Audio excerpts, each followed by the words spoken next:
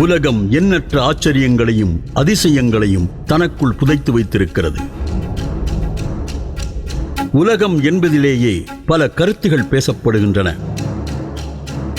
மேல் உலகம், கீழ் உலகம், பாதாள உலகம் போன்றவை புராணங்களிலும் கதைகளிலும் சித்தரிக்கப்படுகின்றன.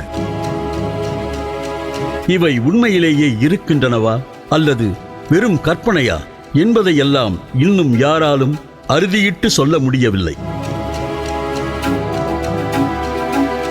இந்த நிலையில்தான் மனிதனைப் பற்றிய ஆய்வுகளும் அவனது வாழ்க்கை ரகசியங்கள் பற்றிய குறிப்புகளும் வியக்க வைக்கின்றன.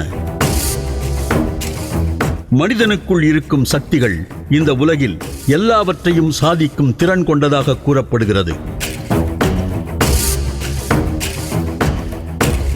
ஆனால் அந்த சக்திகளை மனிதன் முறையாக பயன்படுத்துவதில்லை அல்லது புரிந்து கொள்வதில்லை என்றும் சொல்லப்படுகிறது.